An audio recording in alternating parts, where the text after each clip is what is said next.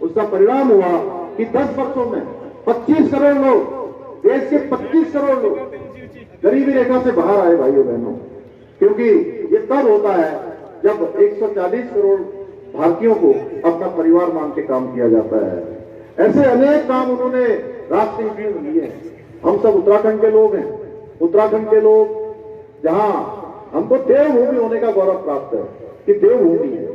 देवभूमि के साथ साथ ये हमारी वीर भूमि भी है भाइयों बहनों। आपने देखा होगा कश्मीर के अंदर, इसी में देखता हूं आसपास से गब्बर सिंह की भूमि है। ये हमारे अनेक एक से एक वीरों की भूमि है।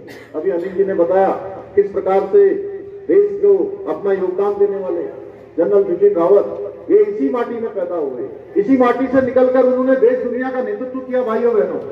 तो उस कश्मीर को बचाने के लिए माननीय प्रधानमंत्री मोदी जी ने धारा 370 देश के अंदर हटाने का काम किया। जो कश्मीर का पूरी तरह से भारत में विलय नहीं कर रही थी, भारत के अंग होते हुए भी, भारत का अभिन्न अंग होते हुए भी देश के अंदर दोनों व्यवस्थाएं चल रही थी। आज कांग्रेस के लोग कहते हैं कि कश्मीर से राजस्थान वालों को क्या लेना देना, बिहार वालों को क्या लेना देना, और उत्तराखंड आएंगे तो कहेंगे उत्तराखंड वालों को लेना देना क्या है। तो भाइयों बहनों, क्या कश्मीर भारत का अभिन्न अंग नहीं है क्या? जिस कश्मीर को बचाने के लिए हमारे रणबांकुरों ने अपनी जान की बाजी लगाई है, 40,000 से ज्यादा देश के लोगों ने वहां अपनी शहादत दी है उस कश्मीर को बचाने के लिए। लगातार उपवास चलाने का काम करते हैं। देखिए, आज कभी हमारे नौजवानों के बीच में जाकर बलगलाने का काम करते हैं। देश के अंदर 4 दशकों से 1 रैंक और 1 पेंशन लागू नहीं हुई थी। उस 1 रैंक और 1 पेंशन को लागू करने का काम किसने किया? भारत मां के लाल नरेंद्र मोदी जी ने किया। बड़ा साहस दिखाया भाइयों बहनों। हमारे इस सैनिक बाहुल्य क्षेत्र में मैं ये जरूर बताना चाहता हूं, क्योंकि मैंने सेना को बहुत नजदीक से देखा है। मैं एक सैनिक परिवार में पैदा हुआ हूं। सेना के लोगों का अपमान करना, जनरल बिपिन रावत जी का अपमान करना, उनको गली का गुंडा तक कहकर संबोधित करना, और कांग्रेस के लोगों की कोई प्रतिक्रिया ना आना, देवभूमि उत्तराखंड से भी ना आना, बहुत दुर्भाग्यपूर्ण था भाइयों बहनों। सैनिकों से सर्जिकल स्ट्राइक का वीडियो मांगना, उसका प्रमाण मांगना। सैनिक वहां वीडियो बनाएंगे कि वहां स्ट्राइक करेंगे या दुश्मन को नेस्तनाबूद करेंगे भाइयों बहनों? इनकी अकल कहां चली गई? ये सैनिकों को कई सालों तक, जो सियाचिन में ग्लेशियर में काम करने वालों को इन्होंने अच्छे बूट नहीं दिए, अच्छे हथियार नहीं दिए, अच्छे जैकेट नहीं दिए, जिसके कारण से बहुत सारे लोगों को पैर भी काटने पड़ते थे, सेना में हाथ भी काटने पड़ते थे, गैंग्रीन हो जाता था। लेकिन 60 सालों तक इस देश के अंदर शासन करने के बाद भी कांग्रेस ने कभी सैनिकों की चिंता नहीं करी। भाइयों बहनों, सैनिकों के कल्याण के लिए, सैनिकों के मनोबल को बढ़ाने के लिए अगर किसी ने काम किया है तो भारत मां के लाल नरेंद्र मोदी जी ने किया है। भाइयों बहनों, हम सब जानते हैं सीमा में हमारे इस उत्तराखंड के लोग अपनी सेवाएं देते हैं, 24 घंटे सेवाएं देते हैं। पहले के समय में क्या होता था? अगर सीमा पार से गोली आती थी तो गोली का जवाब देने के लिए भी उनको पूछना पड़ता था। कंपनी कमांडर पूछता था ब्रिगेड से, ब्रिगेड वाले पूछते थे डिप से, डिप वाले पूछते थे कमांड से, कमांड से वो आर्मी हेडक्वार्टर सेना मुख्यालय में जाता था, तब जाकर जो है, और उसके बाद मंत्रालय में जाता था, और आदेश वापस लौटकर कभी नहीं आता था। भाइयों बहनों, मोदी जी ने इस व्यवस्था को बदलने का काम किया। मोदी जी ने कहा कि आप अगर कोई गोली दुश्मन की आएगी, आतंकवादी की आएगी, अलगाववादी की आएगी, जिहादी की आएगी, तो गोली का जवाब देने के लिए किसी से पूछना नहीं पड़ेगा। गोली का जवाब गोलों से देने का काम भारत की सेना करेगी। भाइयों बहनों, इस प्रकार से उन्होंने काम किया है। और भी उन्होंने बहुत सारे ऐतिहासिक निर्णय लिए हैं। 3 तलाक का खात्मा किया है। सीएए का कानून देश के अंदर लागू हुआ है। जो विदेशों से हमारे बांग्लादेश में, अफगानिस्तान में, पाकिस्तान में हिंदू भाई, बौद्ध भाई, सिख भाई वहां रहते थे, उनको आत्मसम्मान से जीने के लिए भारत की सदस्यता देने का काम भी प्रधानमंत्री मोदी जी ने किया है। और हम सबको देखिए, जिनका हम हर क्षण और हर पल कोई कष्ट होता है, हमारे को कोई परेशानी होती है, तो हम सबके मुंह से निकलता है हे राम, श्री राम, राम राम, यही निकलता है ना। थोड़ा सा भी अगर परेशानी होती है और हम राम का नाम लें और हमारी परेशानी हल हो जाती है। भाइयों बहनों, ऐसे आराध्य देव प्रभु श्री राम, जिनका नाम हम हर क्षण और हर पल लेते हैं, उनके मंदिर को बनाने के लिए भी हमको कितनी लंबी प्रतीक्षा करनी पड़ी, और ये सौभाग्य भी हमको फिर से भगवान राम अपने जन्मभूमि पर विराजित हुए, उनकी प्राण प्रतिष्ठा हुई, ये काम भी अगर किसी ने संपन्न करवाया तो प्रधानमंत्री मोदी जी ने करवाया। भाई बहनों, आज भगवान रामलला की प्राण प्रतिष्ठा हो गई वहां पर। नारी शक्ति बंधन अभी देश के अंदर लागू हो गया। अभी अनिल जी कह रहे थे हमारी माताएं बहनें, अनिल जी हम लोग जहां भी जाते हैं, अगर सबसे ज्यादा संख्या किसी की होती है तो हमारी दीदियों की होती है, हमारी बहनों की होती है, हमारी मातृशक्ति की होती है। तो प्रधानमंत्री मोदी जी नारी शक्ति बंधन विधेयक देश के अंदर उन्होंने पास कर दिया, और 33% आरक्षण अब विधायिका में सुनिश्चित हो गया। आने वाले समय में हमारी बहनें जो है हर क्षेत्र में जाएंगी, हमारी महिलाएं हर क्षेत्र में जाएंगी। भाइयों बहनों, ऐसे अनेक काम मोदी जी ने किए हैं। मैं बहुत विस्तार में नहीं जाना चाहता, आप सब जानते हैं। मैं इतना ही कहना चाहता हूं कि उत्तराखंड के अंदर भी हम लोग माननीय प्रधानमंत्री मोदी जी के मार्गदर्शन में आज उत्तराखंड को हिंदुस्तान का श्रेष्ठ राज्य बनाने के लिए, एक आत्मनिर्भर राज्य बनाने के लिए, एक विकसित राज्य बनाने के लिए लगातार काम कर रहे हैं। बहुत सारे फैसले हमने लिए हैं, बहुत सारे नए कानून बनाए हैं, बहुत सारी नई नीतियां बनाई हैं, बहुत सारे चैलेंज आए हैं। उन चैलेंजों को स्वीकार करते हुए, उन चुनौतियों को स्वीकार करते हुए हम आगे बढ़े हैं। आप सबके आशीर्वाद से उत्तराखंड के इतिहास में पहली बार एक इस राज्य में एक मिथक था, एक परिपाटी थी कि हर बार सरकार बदल जाती है जब भी चुनाव आता है। पहला चुनाव 2022 में जो हुआ, ये ऐसा चुनाव है जिसने उत्तराखंड के इतिहास को बदल दिया। एक ही पार्टी की सरकार पहले थी, फिर से आप सब लोगों ने आशीर्वाद देकर दोबारा सरकार में आने का अवसर प्रदान कर दिया।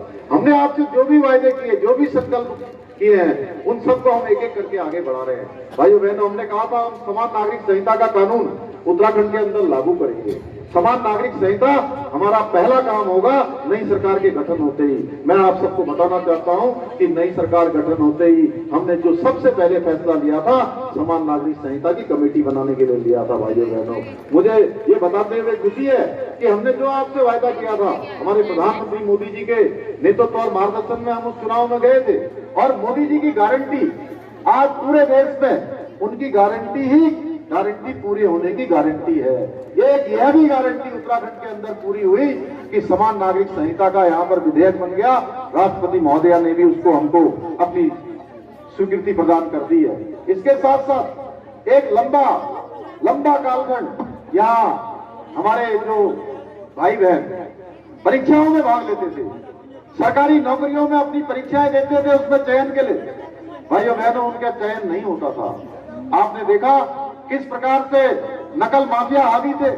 नकल माफियाओं के कारण से ईमानदार हमारे जो गरीब माता पिता के बेटे और बेटियां थे, उनके अंदर योग्यता, प्रतिभा, क्षमता होने के बावजूद भी उनका नंबर नहीं आता था। भाइयों बहनों, और जैसे इसकी शिकायत मिली, जैसे ये प्रकरण सामने आया, हमने कहा कि ये लंबे समय से नकल माफियाओं का खेल चल रहा है। ये खेल अब हमारे नौजवान युवा भाई बहनों के हक में नहीं है, उनके भविष्य के साथ खिलवाड़ कर रहा है, गरीब माता पिताओं के साथ उनकी ईमानदारी पर डाका डाल रहा है, धोखाधड़ी कर रहा है। इसलिए हम इस पर कार्रवाई करेंगे। भाइयों बहनों, आज कई सैकड़ों लोगों के लगभग लोग जो है जेल की सलाखों के पीछे चले गए। नकल का अध्यादेश हम लेकर आए, उसका परिणाम हुआ कि हमने जो कैलेंडर जारी किया था, वो कैलेंडर हमारा पूरी तरह से लागू हो गया। पिछले 2 सालों में आपने देखा होगा कई हजार नियुक्तियां बिल्कुल पारदर्शिता के साथ हुई हैं, बिल्कुल ईमानदारी के साथ हुई हैं। जो भी बेटे बेटियां हमारे योग्य हैं, क्षमतावान हैं, प्रतिभावान हैं, उनका नंबर आ रहा है, बिना किसी भेदभाव के आ रहा है, बिना किसी पक्षपात के आ रहा है। और बहुत सारे हमारे ऐसे बेटे और बेटियां हैं, ऐसे हमारे भाई बहन है, गरीब माता पिता के बेटे बेटियां, कि जिनका एक परीक्षा में नंबर आ रहा है, एक में चयन हो गया, एक में उन्होंने परीक्षा दी, एक में चयन हो गया, दूसरी में दिया, दूसरा में भी चयन हो गया, तीसरी में दिया, तीसरी में भी दे दिया, 4 परीक्षाओं में। और कुछ तो ऐसे भी हैं जिनका 5 परीक्षाएं एक साथ इन्होंने उत्तीर्ण की है। भाइयों बहनों, ये इसीलिए संभव हो पाया कि नकल का अध्यादेश यहाँ लागू हुआ, कठोर नकल विरोधी कानून लागू हुआ। आज हमारे नौजवानों का, युवाओं का, सबका मनोबल ऊंचा है, क्योंकि उनको पता है अगर हम ठीक से तैयारी करेंगे, पढ़ाई करेंगे, तो हमको जो है निश्चित रूप से चयन का अवसर प्राप्त होगा। भाइयों बहनों, ये ताकत देने का काम आप सब लोगों ने किया है। ऐसे अनेक कानून हमने बनाए हैं, दंगा प्रदेश के न हो, दंगा रोधी कानून बनाया है, धर्मांतरण का कानून बनाया है। इसके साथ साथ जो लैंड जिहाद, आपके आसपास भी यहीं बगल में चले जाएंगे आप, रामनगर के आसपास बहुत बड़ी संख्या में लगातार कहीं पीली चादर लगा दी, कहीं लाल चादर लगा दी, कहीं हरी चादर लगा दी, लेकिन उसके नीचे जब खोदा गया, देखा गया, जब प्रशासन के लोगों ने उसको हटाने का काम किया, तो कहीं पर भी कोई अवशेष नहीं मिले। भाइयों बहनों, आज 4000 एकड़ से भी ज्यादा जमीन इस अतिक्रमण से मुक्त कराने का काम हमने किया है। प्रदेश की जो यहाँ का मूल स्वरूप है, वो मूल स्वरूप किसी भी कीमत पर बिगड़ना नहीं चाहिए। हमने संकल्प लिया है, आप सब लोगों ने जो जिम्मेदारी हमको दी है कि हम कहीं भी देश दुनिया के अंदर जाते हैं तो अगर आप कहीं बताएंगे कि कहां से आए हैं, आपसे पूछेंगे, आप अगर उनको कहेंगे हम देवभूमि उत्तराखंड से आए हैं, तो आपको देखने की जो दृष्टि है, जो उनका भाव है, वो भाव बदल जाता है। लोग आपके प्रति श्रद्धा से देखने लगते हैं, विश्वास से देखने लगते हैं, एक अलग प्रकार का भाव उनका हो जाता है कि ये देवभूमि से आए हैं। और देवभूमि के प्रति भी लोगों का ऐसा भाव है। इसलिए इस देवभूमि में लैंड जिहाद है, लव जिहाद है, ये अतिक्रमण है, ये धर्मांतरण है, ये दंगा है, बवाल है, उपद्रव है, आगजनी है, इनका कोई स्थान नहीं है भाइयों बहनों। इसलिए हमने कहा है ये बिल्कुल आगे नहीं चलेगा। महिलाओं के लिए हमने 30% का क्षैतिज आरक्षण, 30% का सरकारी नौकरियों में। उत्तराखंड की महिलाएं कितनी कठिन परिस्थितियों में काम करती हैं, हमने देखा है। मैंने भी अपनी माँ को देखा है, अपनी दादी को देखा है, किस प्रकार उनका जीवन होता है, कैसे वो घास काटने जाती हैं, कैसे खेत में काम करती हैं, कैसे बच्चों की देखभाल करती हैं, कैसे घर का खाना बनाती हैं, कैसा घर चलाती हैं, किस प्रकार से घर को व्यवस्थित करने का काम करती हैं, इतनी परेशानियों के बाद भी। इसलिए हमारे उत्तराखंड की महिलाओं को हर क्षेत्र में आगे बढ़ने का अवसर मिलना चाहिए भाइयों बहनों। हमने इसी को ध्यान में रखते हुए उत्तराखंड के हर जिले में मातृशक्ति के उत्थान का, महिलाओं के उत्थान का हमने उत्सव आयोजित किए थे। यहाँ भी हमने उत्सव आयोजित किया था पौड़ी जनपद में, आप में से शायद कुछ लोग आए होंगे। पूरे जनपदों में अलग अलग स्थानों पर पिछली दीपावली में हमने सशक्त महिला उत्सव बहना योजना प्रारंभ की। हमारी बहनें आज एक से एक अच्छा उत्पाद बना रही हैं, अच्छे से अच्छे काम कर रही हैं, कोई बुनाई के क्षेत्र में, कोई सिलाई के क्षेत्र में, कोई स्थानीय उत्पाद बनाने के क्षेत्र में। उनके उत्पादों को अच्छी पहचान मिले, अच्छा बाजार मिले, उसके लिए हम काम कर रहे हैं। क्योंकि उन बहनों का काम जहां अपना रोजगार को वो स्थापित कर रही हैं, अपना रोजगार कर रही हैं, वहीं दूसरे लोगों को भी उस रोजगार से जोड़कर उनको भी स्वरोजगार देने का काम कर रही हैं। और इतना अच्छा काम कर रही है कि कई बार मल्टीनेशनल कंपनियों को भी, जो बहुराष्ट्रीय कंपनियां हैं, उन कंपनियों से भी अच्छा काम हमारे पूरे पहाड़ की बहनें बना रही हैं, पूरे उत्तराखंड की बहनें बना रही हैं भाइयों बहनों। उनको एक अच्छा बाजार मिले। माननीय प्रधानमंत्री जी के हाथों हमने हाउस ऑफ हिमालय ब्रांड भी लॉन्च करवाया, उसका उद्घाटन करवाया। आज पूरे देश दुनिया के अंदर हमारे यहाँ उत्तराखंड के बहुत सारे ब्रांडों की, बहुत सारे उत्पादों की आज मांग तेजी से बढ़ी है। तो ऐसे अनेक काम में हम लोग कर रहे हैं भाइयों बहनों। मैं लैंसडौन विधानसभा के क्षेत्र में, मुझे आज तीसरी बार यहाँ पर आने का आप सबके बीच में सौभाग्य प्राप्त हुआ है। मैं 2 बार पहले भी आया हूँ, आज आकर मुझे बहुत प्रसन्नता हो रही है। और आपके जो विधायक हैं माननीय दिलीप रावत जी लगातार इस क्षेत्र के लिए काम करते हैं और बहुत सारे इन्होंने यहाँ के लिए बहुत सारी विकास की योजनाओं को आगे बढ़ाया है, बहुत सारे विकास के कामों के लिए समर्पित रहते हैं, बहुत ज्यादा इधर उधर की बातें नहीं करते आपके विधायक ऐसे, ये सीधे सीधे टू द पॉइंट आते हैं और कहते हैं मुख्यमंत्री जी मैं 25 चीजें कहने के लिए नहीं आया हूं आपके पास, मैं आपके पास ये 3-4 चीजें हैं, इसको करवा दीजिए, मेरे क्षेत्र के लिए जरूरी है। इतना सपाट बोलने वाला आदमी मैंने देखा है कि बहुत कर्मठता से अपने क्षेत्र के लिए काम करते हैं। अभी इसमें धूमाकोट के लिए 90 करोड़ रुपए की विभिन्न क्षेत्र की विकास हेतु 15 योजनाओं की हमने संस्तुति प्रदान की है। इसके साथ साथ और भी जो विद्युत तंत्र को सुदृढ़ करने का काम है, मूलभूत सुविधाएं हैं, यहाँ के तमाम काम है, जो मोटर मार्गों का सुधारीकरण है, नवनिर्माण है, उन सब पर बहुत तेजी से काम किया गया है। स्कूलों के बारे में काम किया गया है। धूमाकोट में मोटर मार्गों का काम निरंतर गति से आगे बढ़ाया जा रहा है। इंटर कॉलेज में धूमाकोट में सभागार का निर्माण भी आपने करवाया है। ऐसे अनेक काम इन्होंने बढ़ाए हैं भाइयों बहनों। अगर मैं इस पर बोलूंगा तो बहुत लंबा हो जाएगा, इन्होंने खुद ही बोले हैं और ये आप सबके बीच में बार बार आते हैं। एक तरफ जहां आज हम लोग आपके बीच में अनिल बलूनी जी के लिए, माननीय प्रधानमंत्री मोदी जी के लिए आपका समर्थन, आपका मत और आपका आशीर्वाद देने के लिए आए हैं। और समर्पित भाव से हमारे प्रधानमंत्री मोदी जी ने पिछले 10 सालों में एक दिन का भी अवकाश लिए बिना, यानी कि एक दिन की भी छुट्टी नहीं ली है, और 18 घंटे से काम किसी भी दिन नहीं करते हैं भाइयों बहनों। वहीं दूसरी तरफ जो कांग्रेस पार्टी है वो केवल किसकी बात करती है? तुष्टीकरण की बात करती है, परिवारवाद की बात करती है, भ्रष्टाचार की बात करती है। अभी 2 दिन पहले उनका घोषणा पत्र जारी होता है। भाइयों बहनों, आप सबके आशीर्वाद से हम तो यहाँ समान नागरिक संहिता लागू कर रहे हैं देवभूमि उत्तराखंड में। देवभूमि उत्तराखंड को एक गौरव प्राप्त हो गया कि पूरे देश में, देश की आजादी के बाद सबसे पहले समान नागरिक संहिता का विधेयक पारित करके उसको लागू कराने की दिशा में आगे बढ़ना राज्य हमारा हो गया। हर एक उत्तराखंड वासी को इसका गौरव प्राप्त हो गया। वहीं दूसरी तरफ कांग्रेस का घोषणा पत्र आता है। तो पिछली बार अभी अनिल जी कह रहे थे, पिछली बार जब विधानसभा का चुनाव हो रहा था तो उस समय कह रहे थे कि उत्तराखंड में हमारी सरकार बनेगी तो हम क्या करेंगे? मुस्लिम यूनिवर्सिटी बनाएंगे। भाइयों बहनों, ये देवभूमि में वो कहते हैं कि मुस्लिम यूनिवर्सिटी बनाएंगे, और अब की बार कहते हैं कि मुस्लिम पर्सनल लॉ बोर्ड के जो नियम है उसको हम लागू करेंगे सरकार अगर हमारी बनती है तो। ना तो क्या कहते हैं वो, न नौमन तेल होगा ना राधा नाचेगी। भाइयों बहनों, सरकार बनने की दूर दूर तक कोई उम्मीद तो छोड़िए, जितनी सीटें हैं उसकी भी 1/3 हो जाने वाली हैं। यानी कि इस बार, पिछली बार तो शायद अनिल जी एक बस में चले जाते थे वो, अब की बार तो एक सुमो गाड़ी में चले जाएंगे। सुमो गाड़ी में इस बार इतने सांसद उनके होंगे। तो भाइयों बहनों, आप सोचिए कि ऐसा लगता है, इतनी पुरानी पार्टी कांग्रेस पार्टी, इतने सालों तक देश के अंदर राज करने वाली पार्टी, उस पार्टी की स्थिति क्या हो गई है कि ऐसा लगता ही नहीं कि कोई देश का विजन उनके पास है, कोई हमारे जैसे राज्यों का विजन उनके पास है। वो कहते हैं कि हम जो है मुस्लिम पर्सनल लॉ का जो नियम है वो लागू करेंगे। ऐसा लगता है कि कांग्रेस का घोषणा पत्र नहीं है, ये मुस्लिम लीग का घोषणा पत्र जारी कर रहे हैं। भाइयों, शर्म आनी चाहिए इन लोगों को। इस प्रकार से देश के साथ तुष्टीकरण को आगे बढ़ा रहे हैं। इनका केवल एक ही मिशन है, किसी प्रकार से जो है, अब सत्ता तो इनको मिल नहीं सकती, अब इनका मिशन है अपना अस्तित्व बचाने की, अपना कुछ वोट बैंक कुछ बच जाए, कुछ चीजें इनको मिल जाए, शर्मनाक हार से बच जाए। इनका प्रयास केवल इतना भर है, जीतने का कोई प्रयास इनका नहीं है। भाइयों बहनों, ये जितना दुरुपयोग कर सकते हैं दुरुपयोग करते हैं। जब भी इनको सत्ता में आने का मौका मिला है, इन्होंने अपनी तिजोरियां भरने के सिवा कोई काम नहीं किया है। भाइयों बहनों, आपने पिछले दिनों देखा होगा, कांग्रेस पार्टी का एक सांसद, उसके घर में देख तिजोरियों में जानते हैं कितना रुपया मिला? 350 करोड़ रुपए तिजोरियों में भरे हुए मिले। भाइयों बहनों, ये इसमें कहते हैं कि मोदी जी को हटाओ, मोदी जी को मिटाओ।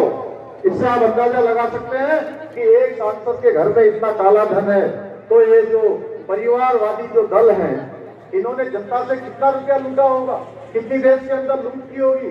भाइयों बहनों, मोदी सरकार ने जो इनके खिलाफ जो कड़ा एक्शन किया है, इसीलिए इन्होंने गठबंधन बना लिया है, भ्रष्टाचारियों को बचाने के लिए, भ्रष्टाचार को करने के लिए और अपने परिवारों को बचाने के लिए। और इनका काम एक ही है इस गठबंधन का, केवल और केवल झूठ फैलाना, राष्ट्रीय हित के फैसलों का विरोध करना। जो भी मोदी जी काम करते हैं, आपने देखा होगा, कोई काम मोदी जी करेंगे देश हित में, क्योंकि सारे काम मोदी जी के समर्पित हैं। हर काम में मीन मेख निकालते हैं, कोई न कोई भ्रम फैलाने का काम करते हैं। इसी चक्कर में इन्होंने प्रभु श्री आराध्य देव राम, उनका तक विरोध कर दिया।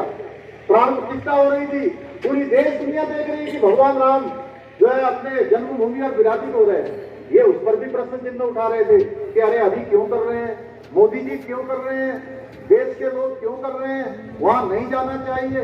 इनको बुलाया भी गया। भाइयों बहनों, ये उसमें न जाने के भी पहले से कई तर्क इन्होंने निकाल के रखे हुए थे। राम सेतु को भी इन्होंने काल्पनिक बताया, सेना से सर्जिकल स्ट्राइक का सबूत मांगते हैं। और अभी यही आपके बगल में रामनगर में, आपके पीछे नरेंद्र नगर में, यहाँ G20 के जो हमारे सम्मेलन हुए, पूरे देश के अंदर G20 के सम्मेलन हुए। G20 के सम्मेलनों का भी लोगों को जो है उसके लिए भी भ्रम में डालने का काम करते हैं, उसका भी विरोध करते हैं। देश के सर्वोच्च पद पर आसीन राष्ट्रपति और उपराष्ट्रपति को भी अपमानित करके घृणित करने तक का ये लोग इस प्रकार के काम भी करते हैं कि राष्ट्रपति और उपराष्ट्रपति का भी अपमान करने से नहीं चूकते हैं। धारा 370 लागू, धारा 370 वहां से हटाई जाती है, उसका विरोध करते हैं। हाफिज जैसा जो आतंकवादी है उसको जी कहकर संबोधित करते हैं। कभी हमारे सैनिक उनकी शहादत होती है तो उनके घरों में जाना पसंद नहीं करते हैं। जो आतंकवादी जो मारे जाते हैं, मुठभेड़ में ढेर होते हैं, सेना या पुलिस के लोग, अर्धसैनिक बलों के लोग जिनको जो है मौत के घाट उतार देते हैं, उनके घरों में जाकर आंसू बहाने का काम कोई करता है तो एक कांग्रेस के लोग करते हैं भाइयों बहनों। इसलिए क्या कांग्रेस को वोट देना चाहिए? मैं पूछता हूं आपसे, बिल्कुल नहीं देना चाहिए। और जो भाइयों बहनों इस परिवारवादी, ये तुष्टीकरण करने वाली कांग्रेस, ये भ्रष्टाचार करने वाली कांग्रेस, इस बार के चुनाव में ये पौड़ी गढ़वाल के इस पूरे लोकसभा क्षेत्र से इनको पूरी तरह से आप इनका नामो निशान मिटा दीजिए, इनको जड़ से उखाड़ देंगे और अनिल बलूनी जी को भारी मतों से यहाँ से विजय बनाकर एक इतिहास बना दीजिए।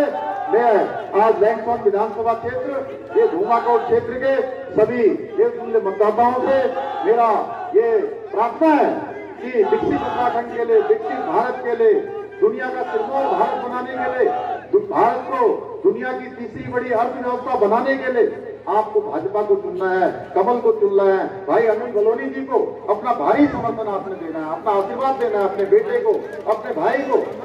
और मैं प्रधानमंत्री मोदी जी को, क्योंकि वो प्रधानमंत्री बन ही रहे हैं, इस बार इतने मत दे दीजिए कि जितना उनका हमारे प्रति प्रेम है। आप सब जानते हैं उनके हृदय में उत्तराखंड बसता है। हमेशा जब उत्तराखंड की बात करते हैं कोई ऐसा अवसर नहीं होता है, चाहे आप उनकी मन की बात का कार्यक्रम देख लीजिए। अभी कश्मीर में पूरे देश के लिए अनेक योजनाओं को जब वो शुरू कर रहे थे, वहां से भी उत्तराखंड का जिक्र कर रहे थे। आपने देखा होगा ये अभी हमारे जो ब्रह्म कमल लगी हुई टोपी, जो आज आप दुनिया में कहीं चले जाइए, उत्तराखंड के लोगों का कोई कार्यक्रम होता है तो सारे के सारे लोग उत्तराखंड की टोपी पहनकर आते हैं भाइयों बहनों। तो इस टोपी को भी आज विश्व में एक तरह से पहचान दिलाने का काम, हमारी संस्कृति को पहचान दिलाने का काम किसी ने देश की आजादी के बाद किया है तो नरेंद्र मोदी जी ने किया है। इसलिए आप समय हमारा है कि हमको उनको लौटा कर देना है। और एक एक दिया हुआ वोट, आप एक एक वोट जो अनिल बलूनी जी के कमल के फूल वाले बटन पर दबाएंगे ना, वो सीधे सीधे मोदी जी को मिल जाएगा। इसलिए मैं आप सबसे निवेदन करने के लिए आया हूँ कि 19 तारीख को प्रातः काल से ही आपने अब ये नहीं सोचना है जैसे आपको पता लग गया आप सब लोगों को कि बलूनी जी जीत रहे हैं, यहाँ से बलूनी जी जीत रहे हैं, तो आप कहीं थोड़ा सा शिथिल हो जाओ कि आप सोचो कि भाई अब बलूनी जी तो जीतने वाले हैं, मैं अगर अपना एक वोट डालने नहीं जाऊंगा तो क्या हो जाएगा, सब तो वोट डालने वाले हैं। तो ऐसा बिल्कुल नहीं करना है। ये महायज्ञ है, ये महायज्ञ लोकतंत्र का महायज्ञ है। इसमें देखिए वहां तक हिसाब बनेगा, क्योंकि देश को आज मोदी जी जिस प्रकार से आगे ले जा रहे हैं, भगवान के घर में भी इसका हिसाब बन रहा है कि कौन कौन इस महायज्ञ में अपनी आहुति दे रहा है, कौन कौन अपना योगदान दे रहा है। इसलिए हर एक को योगदान देना, सब लोग योगदान देंगे ना, हाथ खड़ा करिए जरा सब लोग। ठीक है, मुझे पूरा विश्वास हो गया है कि आप लोग जो है भारी बहुमत से इस बार अनिल भाई को यहाँ से जिताकर भेजेंगे। तो मेरे साथ जोर से मुट्ठी मारकर बोलिए, मैं कहूंगा फिर एक बार आप कहेंगे मोदी सरकार, फिर एक बार, फिर एक बार। अरे उधर वाले भी बोल दीजिए भाई साहब, उधर जो खड़े हैं सब लोग, फिर एक बार, फिर एक बार, अब की बार, अब की बार। बहुत बहुत धन्यवाद। और आज से नवरात्र भी शुरू हो रहे हैं, नवरात्र भी शुरू हो गए हैं। मैं इन नवरात्रों की और जो हमारा हिंदू नववर्ष प्रारंभ हुआ है उसकी आप सबको बहुत बधाई देता हूँ। बहुत बहुत धन्यवाद। जय हिंद, जय भारत, जय उत्तराखंड, भारत माता की, भारत माता की।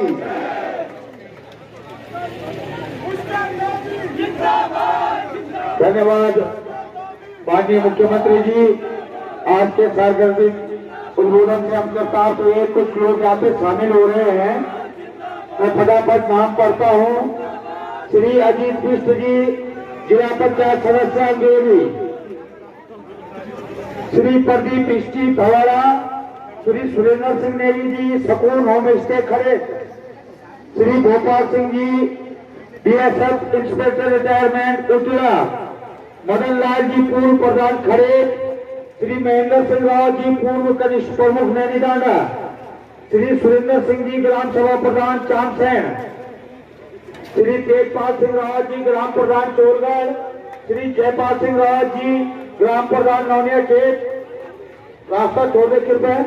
श्री श्याम सिंह चौहान जी ग्राम प्रधान अधवाड़ा, श्री प्रेम सिंह रावत जी ग्राम प्रधान कोला तल्ला, श्रीमती सुषमा देवी जी ग्राम प्रधान कोला मल्ला, श्री घनानंद मधवार जी ग्राम प्रधान कपलटंडा, श्रीमती प्रियंका देवी जी ग्राम प्रधान गढ़वाड़ी, श्रीमती रेखा देवी जी ग्राम प्रधान फुलडंडा, श्रीमती मीनाक्षी देवी जी ग्राम प्रधान नाला, श्रीमती बीना देवी जी ग्राम प्रधान औलेख, श्री गोविंद सिंह रावत जी पूर्व प्रधानाध्यापक औलेख, श्री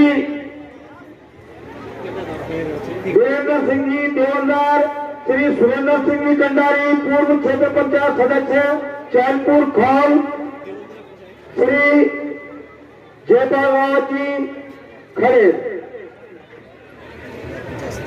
आप सभी लोग भाजपा की रीति नीति माननीय मोदी जी माननीय गांधी जी के कार्यों से प्रसन्न होकर आज भाजपा की सदस्यता ग्रहण कर रहे हैं। भारतीय जनता पार्टी के परिवार में आपका हार्दिक स्वागत और अभिनंदन है।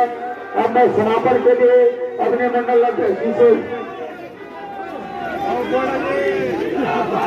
सभा की समापन की घोषणा करता हूं उनके नाम से।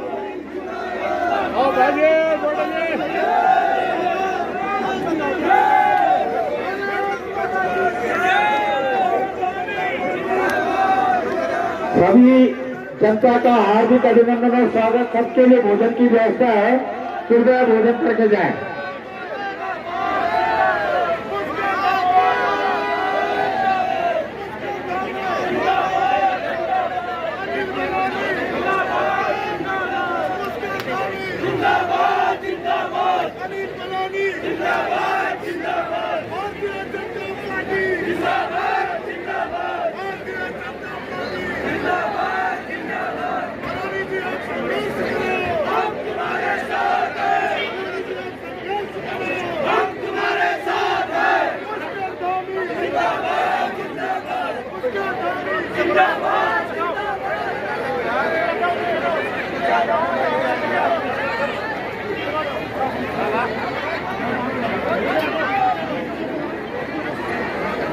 सर कौन खड़े हो गया।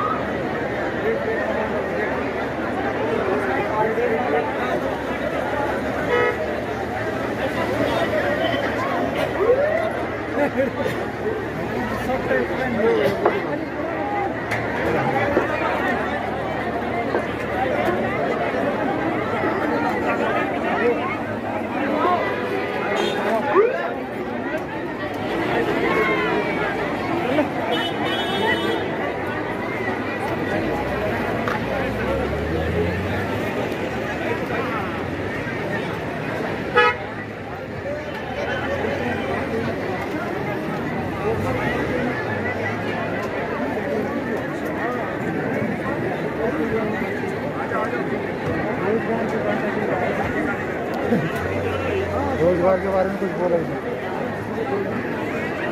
रोजगार की क्या 2 टावर लगेंगे बस।